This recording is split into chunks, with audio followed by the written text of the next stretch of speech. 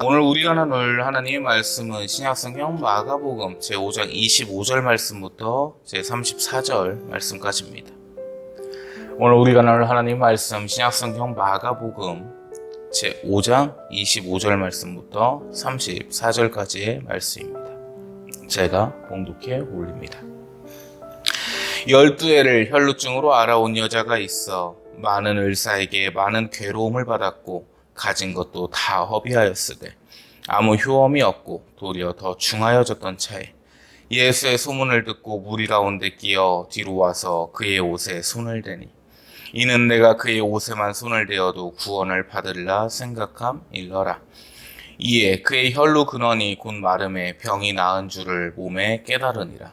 예수께서 그 능력이 자기께서 나간 줄을 곧 스스로 아시고 무리 가운데서 돌이켜 말씀하시되 누가 내 옷에 손을 대었느냐 하시니 제자들이 여짜오되 무리가 에워싸 미는 것을 보시며 누가 내게 손을 대었느냐 물으시나이까 하되 예수께서 이 일 행한 여자를 보려고 둘러보시니 여자가 자기에게 이루어진 일을 알고 두려워하여 떨며 와서 그 앞에 엎드려 모든 사실을 여쭈니 예수께서 이르시되 딸아 내 믿음이 너를 구원하였으니 평안히 가라.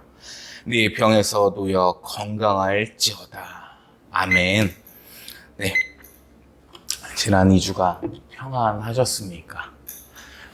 한 2주 만에 이제 다시 설교를 하게 됐는데, 푹 쉬었습니다. 더운 여름이라서 체력도 사실 많이 지쳤었고, 많이 무더웠죠. 날씨가 2주 만에 많이 바뀌었습니다. 이제 점점 아침, 저녁으로는 선선하고, 19도, 18도까지도 떨어집니다. 온도 자체가. 참 이게 시간이라는 게 많이 빠르다는 생각이 들어요.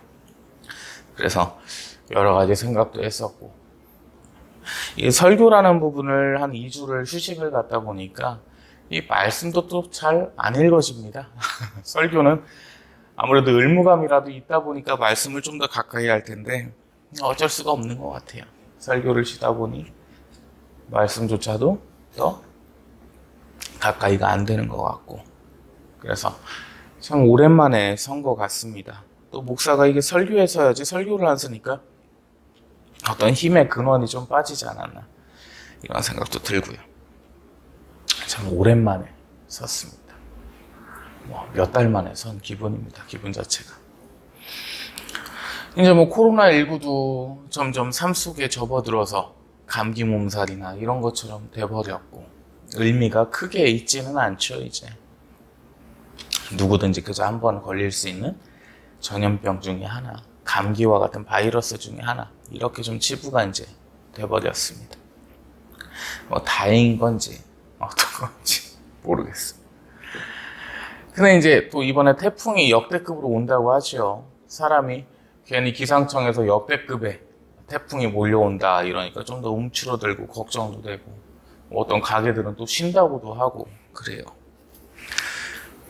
참 자연재해라는 게 너무 무서운데, 예전에 매미 때나 사라 이런 태풍들을 보면 참 무섭다는 생각이 듭니다. 그 태풍의 이름을, 이번 태풍이 흰남노라고 하는데, 이 태풍 이름을 기상청에서 짓는데 어떤 샤머니즘적인 게 좀 들어가요. 왜 그러냐면 사라 같은 경우에는 여자의 이름이잖아요. 성경 속에도 인물이 있고. 그래서 여자의 이름을 붙이면 그 태풍이 좀 더 온순해지지 않을까, 이런 기원의 뜻에서 그렇게 이름을 짓는다고 합니다. 근데 2022년도를 돌아보면 남자 이름을 짓는 게 좀 더 태풍이 온순해지지 않을까, 좀 이런 생각도 들고요. 참 기막힌 세상이 됐습니다. 무튼 여러 가지 이제 이름을 붙이는데, 매미 같은 경우에도 귀여워요. 작고. 물론 아파트 발코니에 붙어 있으면 기절은 하겠지만 밖에서 봤을 때 어떤 곤충 만화 같은 걸 보면 좀 자꾸 귀엽잖아요.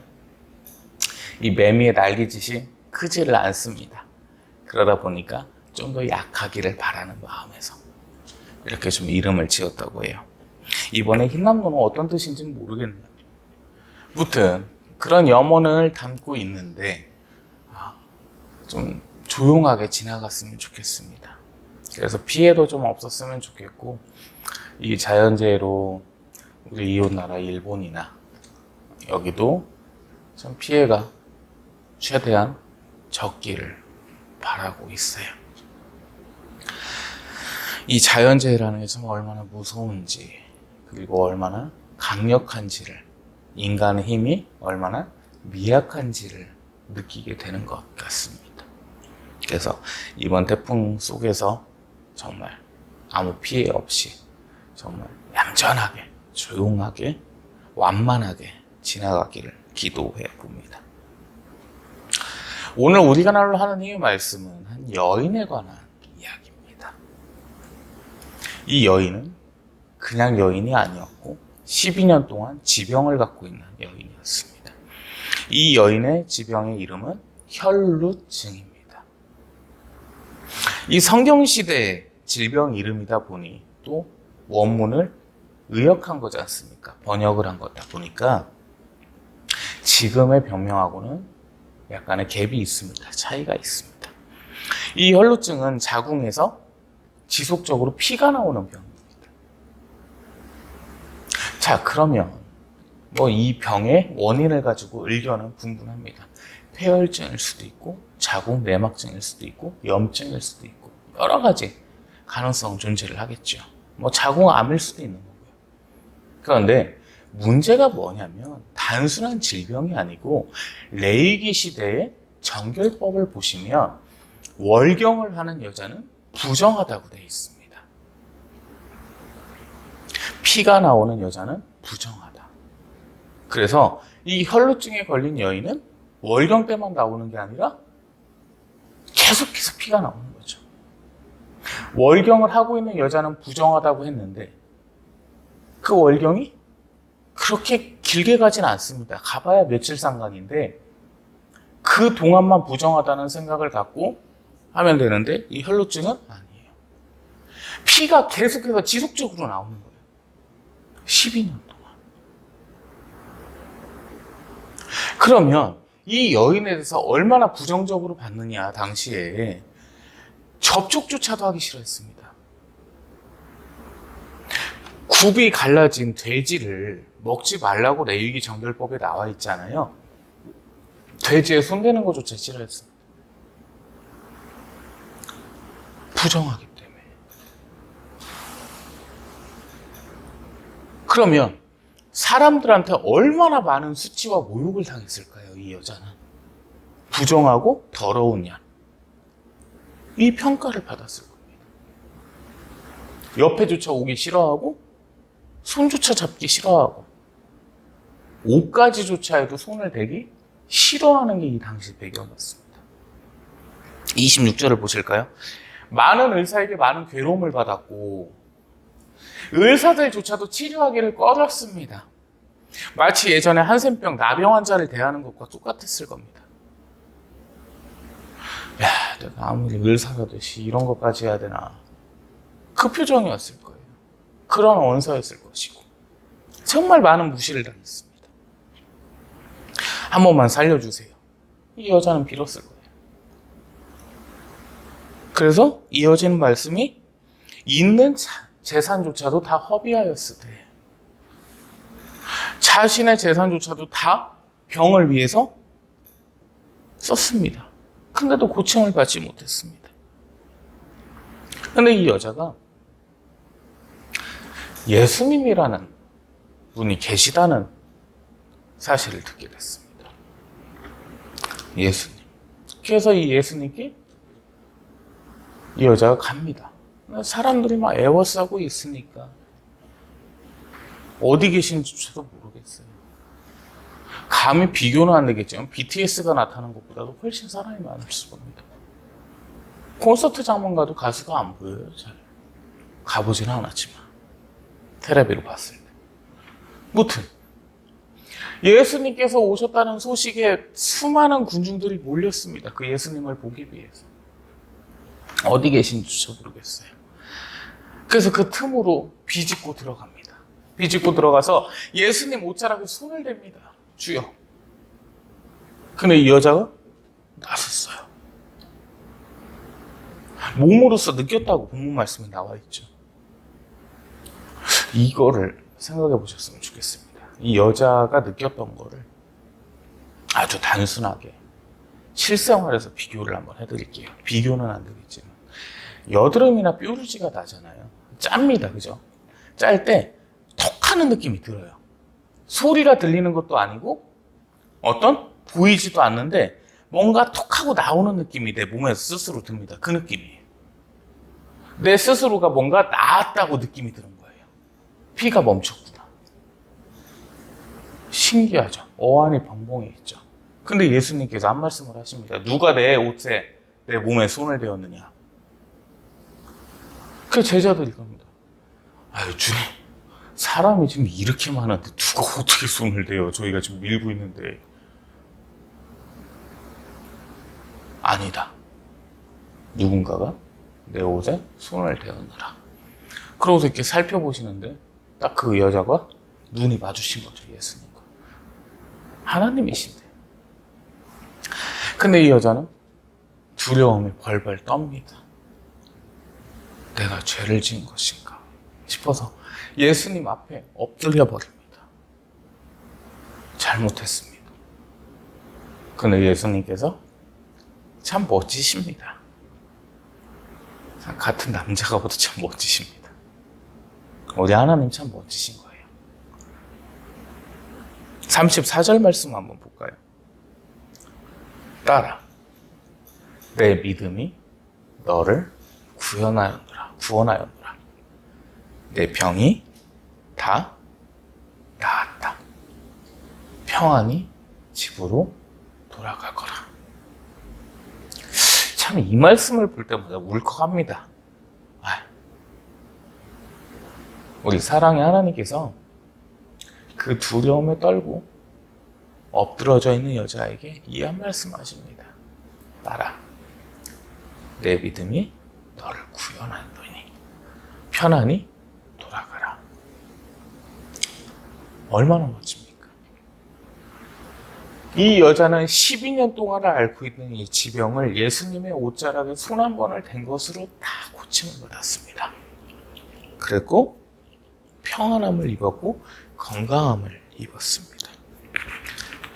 오늘 이 본문을 보면서 우리가 5가지의 뜻을 한번 살펴보려 합니다.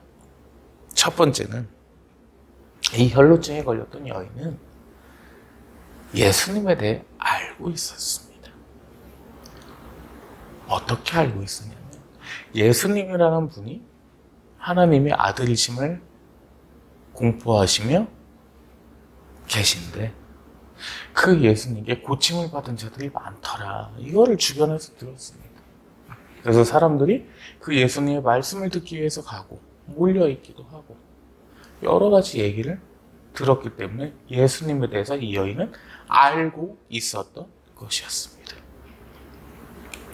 두 번째로는 이 여인은 예수님께서 하나님이심을, 하나님의 독생자이심을 믿고 있었습니다. 그죠? 일반적인 사람이 아닌 하나님 그 본체이심을, 하나님이심을, 스스로 계신 하나님이심을 믿고 있었던 것입니다. 이 여인이 예수님의 옷에 손을 댔던 것은 바로 이 믿음이었기 때문입니다. 단순히 알고 있는 것으로서는 행할 수가 없는 행위였습니다. 단순히 하나님의 아들이시라고 공포하심을 알고만 있었다면 그 예수님 옷에 손을 대는 일은 없었을 거라는 거죠. 왜냐하면 그분의 옷에 손을 댄다고 해서 낫을 거라는 확신이 없었기 때문입니다. 그러나 이 여인은 이 예수님께서 하나님이심을 믿었기 때문에 옷자락에 손을 댈 수 있었던 겁니다. 하나님이시라면 이 불쌍한 자를 그래도 치유해 주시지 않을까. 많은 일을 구제하신다는데, 불쌍한 일을 외면치 않으시는 분이시라는데, 그러한 하나님이시라는데 그래도 이 미천한 사람을 도와주시지 않겠는가. 이 생각 때문에, 그 믿음 때문에 손을 댈 수 있었던 것입니다. 단순히 알고 있었던 게 아니라는 거죠. 아는 것과 믿음은 이렇게 차이가 있습니다. 그리고 세 번째는 예수님께서는 사랑의 근원이심을 믿었던 겁니다. 누군가가 기적과 이적을 많이 행하는데 마귀예요. 귀신. 무섭게 생겼습니다. 우리가 어디 저기 가면 또 뭐 종교 탄압이다, 종교 차별이다, 모욕이다 해가지고 혹시 송사 걸릴까봐 얘기를 못 하겠는데 어디 저기 가면은 무섭게 생긴 아저씨들 있어요. 꼭 희한하게 수염을 기르대요. 면도기가 없어서 그러나. 그러면 그렇게 생겼다고 보겠습니다. 일단 걷다가 손대면 낫는다는데 할 수 있을까요? 못할 것 같아요. 그냥 병 하나 갖고 있는 게 낫지 맞아 죽을 것 같아요. 그래도 이 병 하나 있으면 죽지는 않으니까. 근데 이 여자는 달랐어요. 그 예수님께서, 하나님이시께서 사랑이심을 믿었습니다. 내가 들어보고 생각해 보니 모든 것을 사랑으로 덮으시는, 낮은 자를 사랑하시는, 눈먼 자를 눈뜨게 하시고 걷지 못하는 자를 걷게 하시는 사랑의 하나님이시구나. 그 사랑의 하나님께서 그래도 나를 불쌍히 여기시겠지. 이 믿음이 있었기 때문에 다가가서 옷자락에 손을 댄 겁니다. 그런데 이런 반문이 이제 나올 수 있습니다. 아니 근데 왜 이 여자가 벌벌 떨고 있었습니까? 자, 우리는 연약한 사람입니다. 내가 충분한 확신과 믿음을 가지고 예수님 옷자락에 손을 대었으나 나는 부정한 사람인 거잖아요. 하나님께서 세우신 그 레위기 법의 정결법에 해당하는 어긋나는 부정한 여자인 거잖아요. 내가 감히 예수님 옷에 손을 댔다는 그 자체가 두려워진 겁니다, 이제. 혹시나 하나님의 법을 어기지 않았을까? 내 생각에 사로잡혀서 나만 생각했던 것이 아닐까? 하나님 앞에 범죄한 것이 아닐까? 근데 이조차도 너무 아름다웠던 겁니다. 나섰으니까 얼른 튀어야겠다. 그러고 도망간 게 아니에요.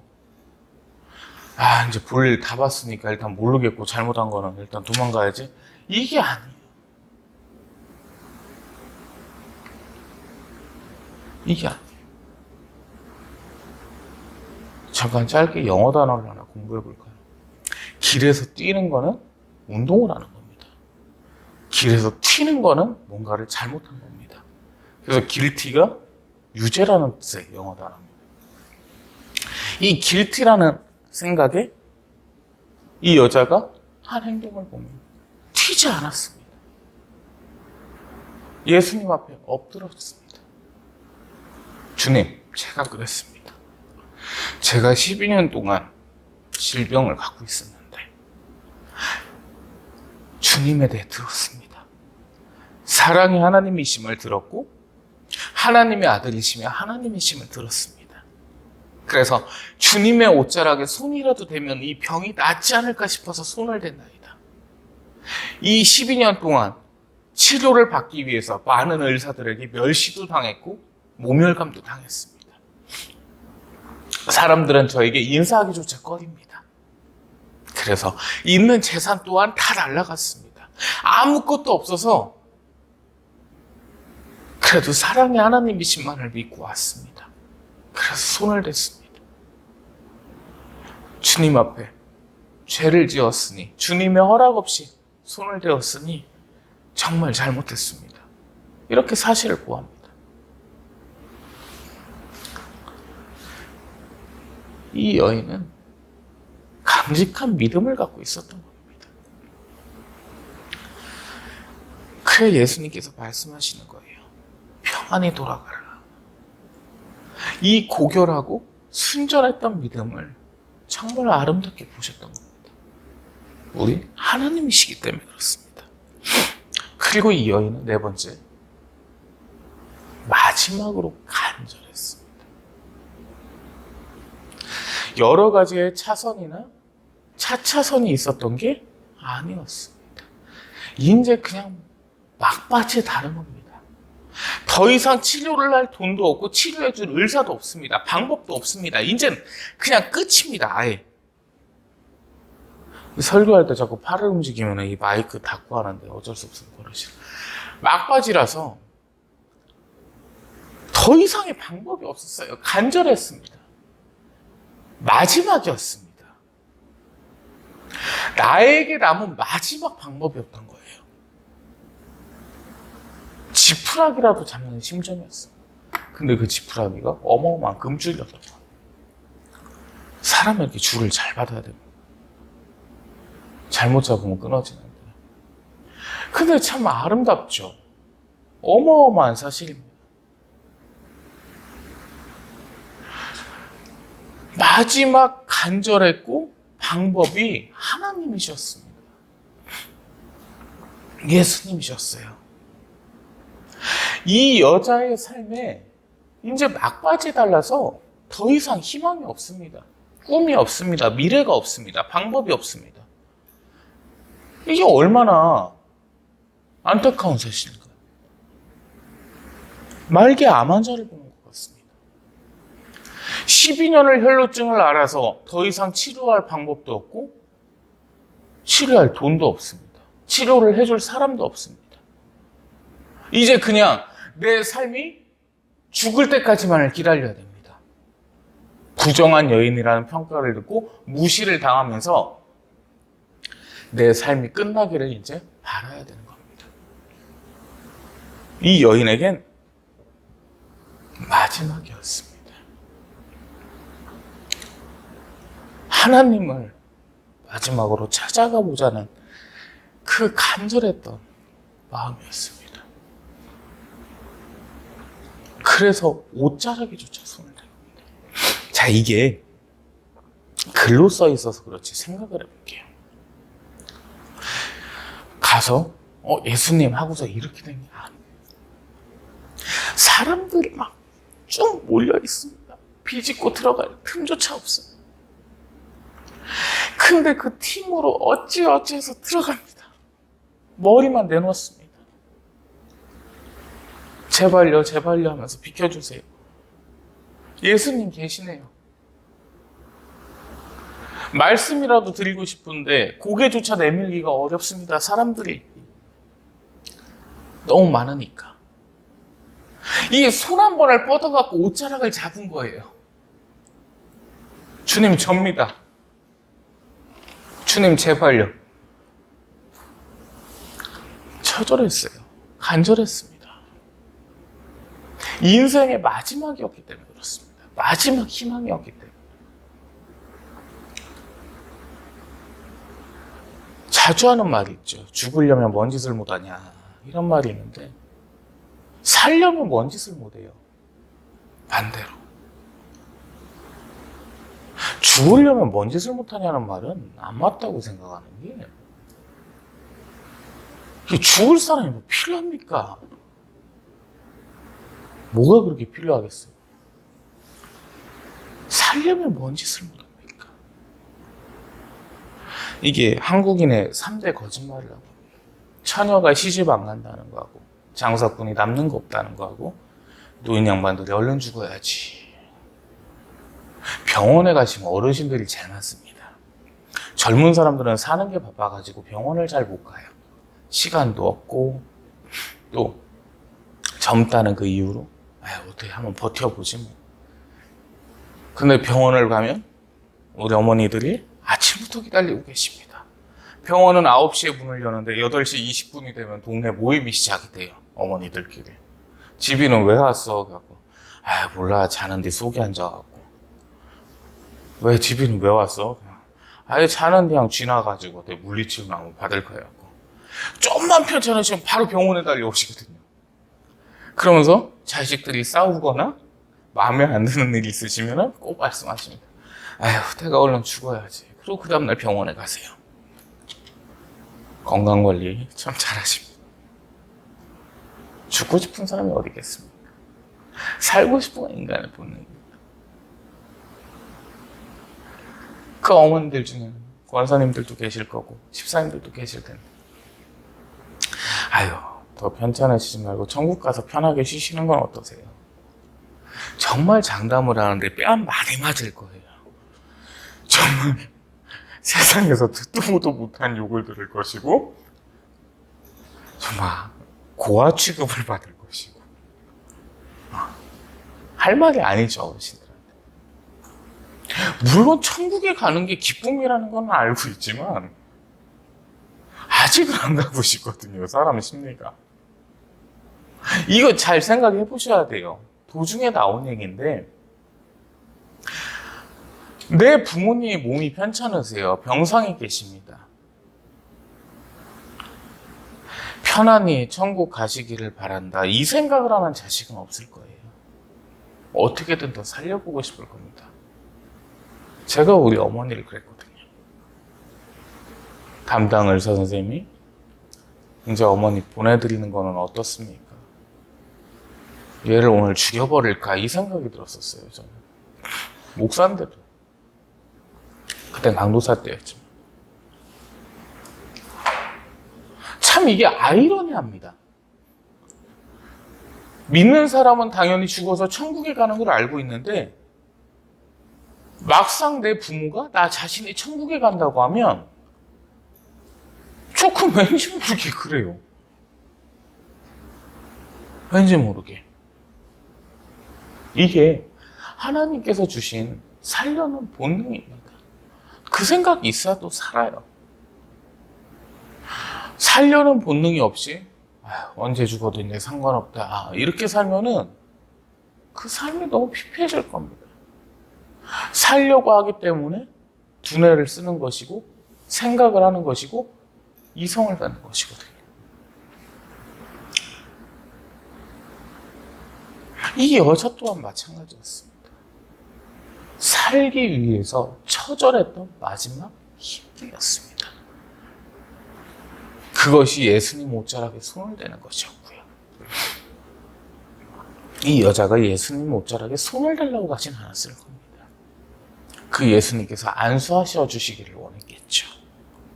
그러나 그조차도 여건이 허락이 안 돼서 옷자락에 손을 대는 것이 이 여자로서는 할 수 있는 삶의 마지막 희망의 방법이었습니다. 그런데 예수님께서는 다섯 번째로 값없는 은혜를 베푸셨습니다. 여자야, 이제 네가 나았으니 나를 위해 영광을 돌리는 삶을 살아라. 여자야, 네가 나았으니 이제 나를 따르라. 네가 나았으니 10명을 나에게 데려와라. 이렇게 하시지 않았어요. 정말 그저 값없는 은혜를 베푸셨습니다. 본문 34절 말씀 한번 다시 보겠습니다. 따라, 내 믿음이 너를 구원하였으니 평안히 가라. 내 병에서 놓여 건강할지어다. 끝입니다. 더 말씀이 없으십니다. 평안히 가라. 이 문어체잖아요. 구어체는 그렇습니다. 우리 사랑하는 딸아, 이제 네 병이 다 나았어. 괜찮다. 항상 네가 건강하기를 바란다. 편안한 마음으로 집에 돌아가서 항상 행복한 삶을 살았으면 좋겠다. 이 말씀하신 거예요. 값이 하나도 없어요. 어떻게 이렇게 값이 없는 은혜가 있을까요? 이 하나님께서 베푸신 사랑은 단 1%의 값이 없었습니다. 그저 한없이 베풀어 주시는 사랑이었던 겁니다. 정리해보자면 이 여인은 예수님을 알았고 들었고 그 다음은 믿었습니다. 인생의 마지막으로 간절했던 그 희망을 담아서 예수님께 나아갔습니다. 그러나 그 예수님께 안수를 받을 여력조차 되지 않아서, 환경조차 되지 않아서 예수님 옷자락에 손이라도 한번 뻗어봤습니다. 그러고 이 여자는 나음을 받았습니다. 고침을 받았습니다. 그런데 사랑의 하나님께서는 그 여인이 평생 건강하고 평안하기만을 바라시며 보내셨습니다. 값없이 은혜를 베푸시고 보내셨습니다. 예수님이셨습니다. 우리네 인생에서 똑같지 않을까요? 누구에나 멸시를 당하고 천대를 당하는 가난의 상황이 있을 수도 있고, 질병을 겪고 있을 수도 있고, 가정사를 겪고 있을 수도 있습니다. 누구에게든 손가락질을 받는 상황에 놓인 것이 우리는 인생일 것입니다. 믿는 사람과 믿지 않는 사람의 차이는 바로 이 부분입니다. 믿지 않는 사람은 예수님에 대해서 다 알고 있습니다. 절에 있는 스님도 예수님을 알고는 있습니다. 이쯤에서 생각나는 게, 산타 모자를 썼던 그 스님이 과연 지금 뭘 하시고 계실까? 또 어떻게 보면 교회 집사님이 되게 계실 수도 있을 것이고, 누구나 예수님에 대해서는 다 알고 있습니다. 그러나 그 예수님을 믿는 사람은 정말 적습니다. 목사님 요새 교회 가니까 사람 엄청 많던데요. 그 중에서도 알고 있는 사람이 대부분일 거예요. 그 틈을 비집고 가서 손을 뻗으려고 하는 사람이 몇 명이나 될까요? 우리네 인생이 막바지에 치닫았을 때 가장 위험한 낭떠러지에 매달렸을 때 인간은 하나님을 찾게 되어 있습니다. 내 인생이 가장 빛나고 찬란할 때 하나님을 찾는다면 정말 좋겠지만 없습니다. 없습니다.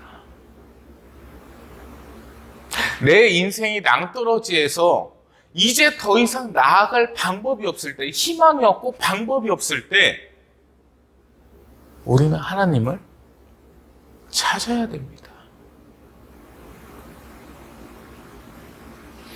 질병만이 아니라 그것이 가난일 수도 있고 가정사일 수도 있습니다. 어찌 보면 자녀의 문제일 수도 있을 것이고 부부간의 문제일 수도 있을 것이고 정말 1,000원짜리 한 장이 없는 그 시간의 가난일 수도 있을 겁니다. 예수님 찾으세요. 같이 손 한번 뻗어보십시다. 그 예수님 옷자락에 같이 손 한번 뻗어보자고요. 다만 믿음만을 가시고. 그랬을 때 이 사랑의 하나님이신 예수님께서는 우리를 외면하시지 않는다는 겁니다. 이게 가장 중요합니다. 해결이 될지 안 될지는 모르겠지만 일단 한번 해보세요. 이 얘기가 아니에요. 무조건 됩니다. 그냥 됩니다. 값도 없습니다. 그저 값없으신 은혜였습니다. 내가 너의 가난을 해결하였으니 평안히 돌아가라. 늘 네가 윤택하기를 바라노라. 이 예수님이시라니까요.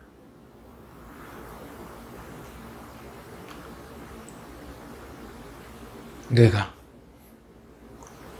생각하는 모든, 고민하는, 걱정하는 모든 근심들이 다 해결되었으니 평안히 돌아가라. 이 예수님이시라니까요. 사랑 자체의 하나님이십니다. 인간을 위해서 십자가에서 그 고통을 겪으시고 매달려 죽으신 사랑의 하나님이십니다.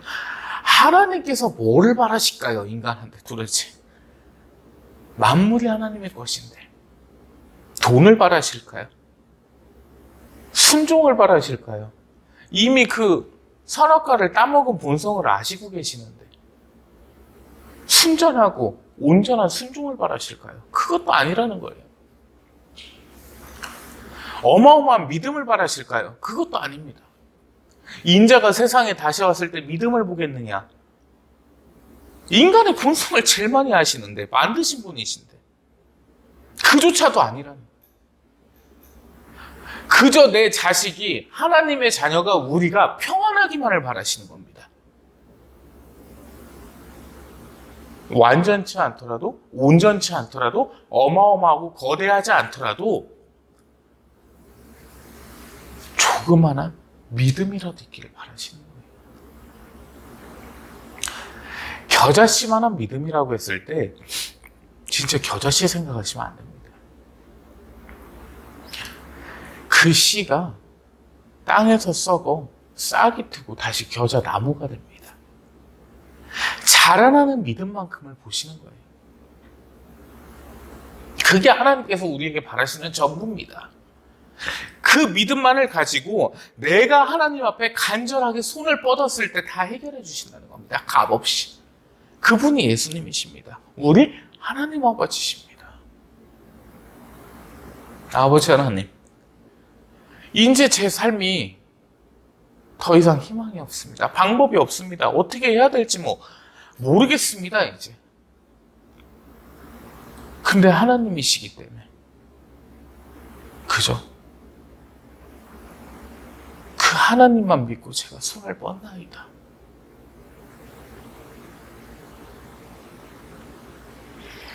그 믿음에 모든 것들을 해결해 주시며 평안케 해주시는 분이 우리 하나님이시라는 겁니다. 여러분들, 인생의 가장 찬란한 순간에 예수님을 찾으셔야 됩니다. 이렇게 설교할 수가 없습니다. 그건 인간의 본성이 아니거든요. 만약에 그러신 분이 계시다면 소개 좀 시켜주세요. 저조차도 그러질 못했으니까. 20대의 가장 찬란한 시절에는 무늬만 기독교였고 30대의 가장 찬란한 순간에도 예수님을 크게 찾지는 거예요. 인간의 본성이라는 거예요. 내 삶이 막빠지고 가장 희망이 없을 때, 어두웠을 때, 깜깜할 때 우린 하나님을 찾습니다. 참 하나님께서는 그런 면에서 보면 인간적이시지가 않으신 것 같아요. 너 잘 나갈 때는 왜 나 안 찾다가 이제 와서 나를 찾니? 이렇게 안 하시거든요. 그만큼 우리를 아시는 겁니다.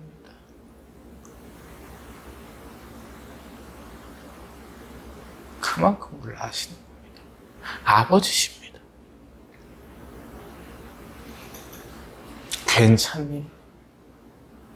먼저 물어보시는 분입니다. 많이 힘들었구나. 이 예수님의 말씀이 얼마나 인자합니까? 딸아, 내 믿음이 너를 구원하였노니. 이 구절을 2022년 새샘교회 이제 사사분기 말씀으로 좀 삼았으면 좋겠습니다. 이 34절 말씀. 평안히 가라. 내 병에서 놓여 건강할지어다. 이 12년 동안을 앓고 있었던 수치심과 모멸감과 이 아픔과 고통을 해결해 주신 분입니다. 이보다 더 큰 상황이 과연 얼마나 있을까요? 내 병이, 내 가정사가, 내 통장 잔고가, 내 가난이 해결된다고요. 이 예수님께 맡기면. 이 한 해 동안에도 참 많은 고민들이 있으셨을 겁니다. 2022년 새해를 시작하면서 설교를 했었는데 벌써 9월 달입니다. 4분의 3이 흘렀습니다. 올 한 해 예수님께 매달렸습니까? 내가 가장 힘든 순간에 어떠셨는지요? 다른 무엇도 필요치 않습니다. 내가 가장 막다른 길이라면 이 예수님께 손을 뻗은 이 여인처럼 우리 함께 손을 뻗어보길 원합니다. 나의 가장 큰 고민과 근심과 걱정들이 이 예수님의 은혜로우신 사랑 안에서 해결되기를 믿으시기 바랍니다. 아버지 하나님, 그리고 우리 예수 그리스도 성자 하나님, 우리 성령 하나님, 우리 삼위일체 하나님께서는 결코 우리를 외면하시지 않으신다는 겁니다. 내 삶의 가장 큰 고민들 이 시간 가슴에 담으십시오. 그리고 이 혈루증의 여인처럼 예수님께 손을 뻗으십시다. 그래서 이 예수님께서 해결해 주시기를 믿으며 우리의 평안을 바라심을 믿으며 함께 간구하십시다. 그리고 그러한 한 주와 그러한 한평생 되시길 예수 그리스도의 이름 받들어 축원합니다. 기도합니다. 하나님 감사합니다. 하나님의 그 크시고도 크신 무한하신 은혜에 저희가 하나님 앞에 엎드립니다. 이 시간, 이 예배 시간에 마저도 저희의 모든 삶의 고민들, 고통들 하나님 앞에 내려놓습니다. 하나님, 간절한 마음으로 하나님께 손을 뻗사오니 평안함을 내려 주시옵고 해결하시어 주시옵소서. 모든 고민들과 걱정들과 근심 하나님께서 오직 다 사하여 주시옵고 하나님께만 의지하며 하나님의 그 평안함을 믿으며 하나님의 사랑을 믿는 저희들이 되게 하시어 주시옵소서. 이 한 주간도 오직 하나님께만 매달려 하나님의 거룩하신 은혜를 구하는 한 주 되게 하시어 주시옵소서. 은혜와 사랑의 영광과 감사와 찬양을 올려오며 우리 구주 예수 그리스도의 이름으로 기도 올려옵나이다. 아멘. 이제는 우리의 구주, 우리의 사랑의 근원이신 예수 그리스도의 크시고도 크신 무한하신 은혜와 극진하시고 지극하시며 만극하온 아버지 하나님의 그 높으신 사랑하심과 그 사랑의 근원 되심과 성령 하나님의 내주교통, 감화감동, 인도 역사 충만케 위로하시며 이끄시며 도우시며 함께하시며 승리하게 하심이 이 시간 하나님 앞에 모든 분심과 걱정을 내려놓으며 하나님께 손을 뻗기 원하는 하나님의 모든 거룩한 백성들 머리 위에 그들의 가정 위에 직장 위에 일터 위에 온 세계 열방 위에 이제로부터 영원토록 항상 함께 있을지어다. 아멘.